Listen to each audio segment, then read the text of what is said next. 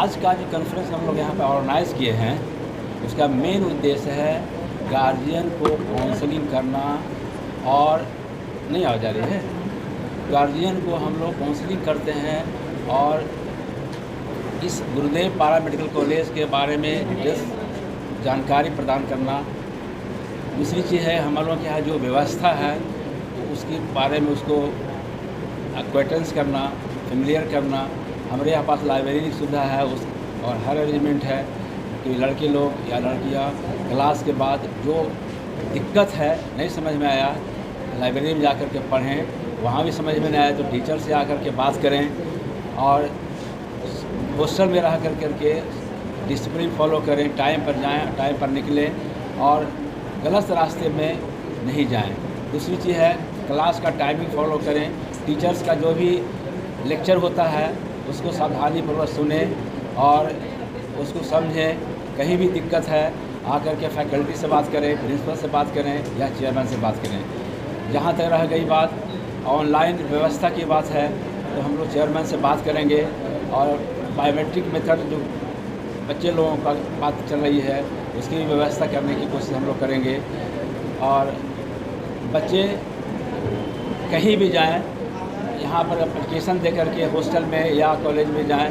ऐसा नहीं है कि बिना छुट्टी लिए हुए और चले गए घूमने के लिए। ये इनडिसिप्लिन बर्दाश्त कॉलेज को नहीं हो सकती है। इसे ख्याल रखने के लिए हम लोग काउंसलिंग किए हैं गार्जियन को कि आप लोग भी ध्यान दीजिए बच्चे लोगों पर। कॉलेज का पूरा ध्यान रहता है बच्चे लोगों के ऊपर, कहाँ जा रहा है, क्या कर रहा है, हर एक्टिविटी हम लोग वॉच करते हैं और उसकी नज़र रखते हैं। लोगों ने पेरेंट्स टीचर मीटिंग रखा है कॉलेज के अंदर। उसका मेन जो प्रयोजन है, उसका जो मेन उद्देश्य है, ये उद्देश्य हमने इस चीज़ के लिए रखा है क्योंकि हम चाहते हैं कि आज के डेट में हम बच्चों का जो शैक्षणिक विकास के साथ साथ और भी चीज़ों का विकास होना चाहिए, चाहे वो किस परिस्थिति किस मनोस्थिति से गुजर रहा है, उन सब चीज़ों को जानने के लिए हमने टीचर्स पेरेंट्स की मीटिंग का ये एक रूप दिया है। और शायद मैं ये समझता हूँ कि ये पेरेंट्स टीचर मीटिंग कॉलेज के इतिहास में बिहार में ये शायद फर्स्ट टाइम ऐसा होगा जब ये इस तरह की चीज़ें किसी कॉलेज में हो रही है और वो कॉलेज हमारा गुरुदेव पैरामेडिकल कॉलेज है। तो इस जो आज हम जो व्यवस्था बनाई गई है उसके कारण हम चाहते हैं कि पेरेंट्स बच्चों के साथ कनेक्टिविटी को हम और मजबूत करें, बच्चों का फैकल्टी टीचर्स के साथ कनेक्टिविटी को और मजबूत करें, जिससे वो न सिर्फ शिक्षा पे ध्यान दें, शिक्षा के अलावा भी बहुत सारी ऐसी चीज़ें हैं जिस पे वो ध्यान देंगे तो उनका झुकाव शिक्षा के अलावा किसी और चीज़ों की तरफ नहीं जाए और उनसे उनके बच्चों का भी विकास होगा, कॉलेज का भी होगा और पेरेंट्स भी वो अपने आप में एक तरह बच्चों के लिए सुरक्षित महसूस करेंगे। बताइए, यहाँ पे जो बच्चे आएंगे पढ़ने के लिए उनके लिए सुविधा क्या क्या है? यहाँ पे हम लोग बच्चों को पढ़ाई के लिए सबसे पहले तो सरकार की तरफ से बहुत सारी सुविधाएं चल रही है, स्टूडेंट क्रेडिट कार्ड्स हैं। उसके अलावा हम यहाँ बच्चों को बहुत सारी सुविधाएं देते हैं, चाहे वो लाइब्रेरी से रिलेटेड सुविधाएं हैं, कंप्यूटर लैब से रिलेटेड सुविधाएं हैं, बच्चों को काउंसलिंग की सुविधाएं देते हैं। बच्चों के समय समय पे हम इस तरह के जो आज जो हम कर रहे हैं ये भी आगे भी करते रहेंगे। और बहुत सारी ऐसी एक्टिविटी है जो शैक्षणिक के अलावा भी ऐसी एक्टिविटी है जिससे हम बच्चों को जोड़ने की कोशिश करते हैं ताकि उनका शिक्षा के ऊपर से थोड़ा सा हल्का हो और बच्चों का बाकी सर्वांगीण विकास जैसे आप कहते हैं हर तरीके का विकास हो, उस पर भी हम बहुत बेटियों की जैसे बात करें तो बेटियों के लिए क्या मतलब किस तरह से आप लोग हाइजेनिक हो या फिर प्राइवेटाइजेशन के तौर पर क्या क्या सुविधा होती है यहाँ पे? सुविधा के लिए हम लोग जैसे यहाँ पे लॉजिंग, हमारा कॉलेज का लॉजिंग फूडिंग सारी व्यवस्था है। हम उसमें हमारे मैनेजमेंट की तरफ से ऑलरेडी एक टीम बनी हुई है जो मैनेजमेंट में कुछ लॉजिंग देखते हैं, कुछ फीडिंग देखते हैं, कुछ क्लीनेस देखते हैं। तो ये सारी सुविधाएं हम ऑलरेडी प्रदान भी कर रहे हैं और इस पर हम कंटिन्यूस हमारा ध्यान भी रहता है। हम इस पर सर्वे भी करते हैं, हम इसके ऊपर वीकली मंथली हमारा एक मीटिंग होता है जिसकी रिपोर्ट हम डायरेक्टली मैनेजमेंट को भी जो चेयरमैन उनको प्रेजेंट करते हैं कि कहाँ हमसे त्रुटि हो रही है, कहाँ कमी हो रही है और किस पे हमें और ज़्यादा जोर देना है। सरकार की तरफ से उसका कोर्सेज में हमारे पास पैरामेडिकल से रिलेटेड सारे कोर्सेज हैं, लाइक पीपीटी, फिजियोथेरेपी से, लैब से, रेडियोलॉजी से,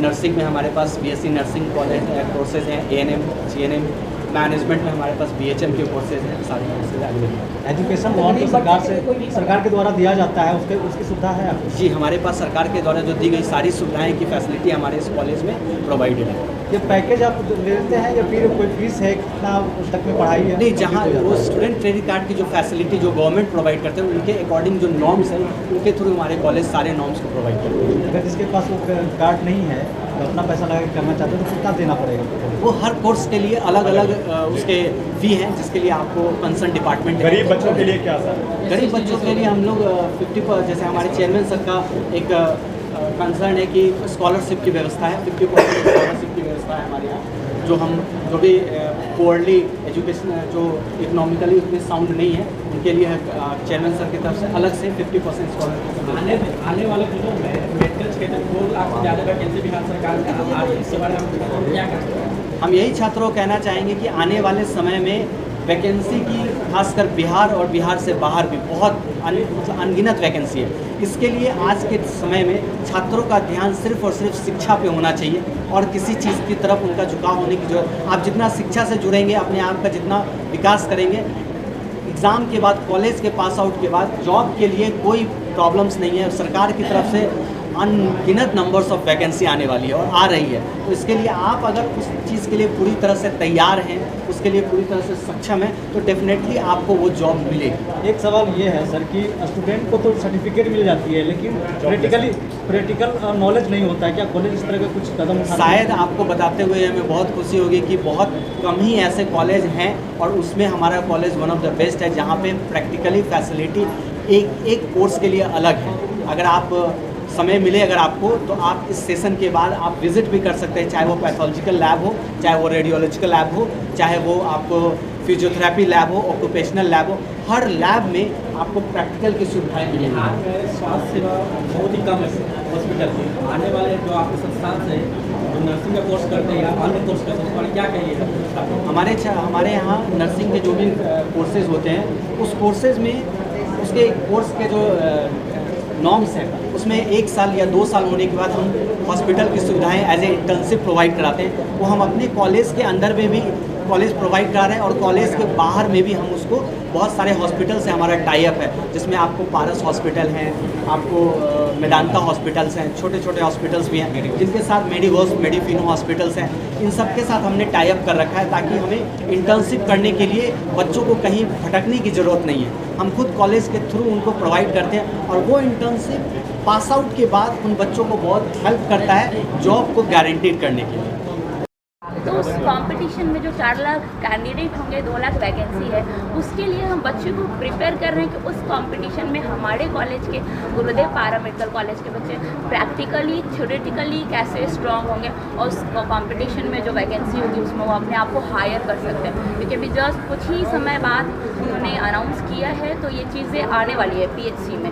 और जो सेकेंड पॉइंट है आपका फीमेल सिक्योरिटी को लेकर, वो अभी आज डिस्कस हुआ ही है कि कुछ जो फीमेल स्टूडेंट्स हैं तो उनका अलग हॉस्टल है, हॉस्टल में वार्डन है, फीमेल वार्डन है, टाइम टू टाइम उनका कहाँ जाना होता है, कहाँ आना होता है, वो बायोमेट्रिक का भी काउंसलिंग काइंड ऑफ कि हाँ उनका हॉस्टल में जो होता है वो हमारे हायर अथॉरिटी से उनको एक रूल्स बना के दिया गया, रूल्स एंड रेगुलेशन कि आपको अगर इतने बजे जाना है आना है, तो वो टाइम टेबल है, वो पेरेंट्स से कनेक्ट होते हैं। कई दफ़ा ये चीज़ें जो होती है बोलने के लिए रह जाती है, तो पेरेंट्स को कैसे आप विश्वास दिलाएंगे? क्योंकि हमारे जो वीडियो देख रहे होंगे लोग वो चाहते होंगे कि अपने बच्चे का एडमिशन करवाए, तो उनको कैसे मतलब एक ऑथेंटिसिटी के रूप में? पहले क्या है कि आप हमारा हॉस्टल है, ठीक है, गर्ल्स हॉस्टल है, तो उसमें क्या होता है कि क्या टाइमिंग है, बच्चे अगर गर्ल्स बाहर जा भी रही हैं, हॉस्टल पास में ही है, वो आते हैं और क्लासेस करते हैं, क्लास करने का तो वो हॉस्टल में ही जाते हैं। अगर उनको कभी बाहर जाना होता है किसी अपने पर्सनल रीज़न से या फिर कोई क्लिनिकल प्रैक्टिकल कुछ भी ऐसा कुछ काम हो, तो कॉन्फ्रेंस वगैरह हुआ,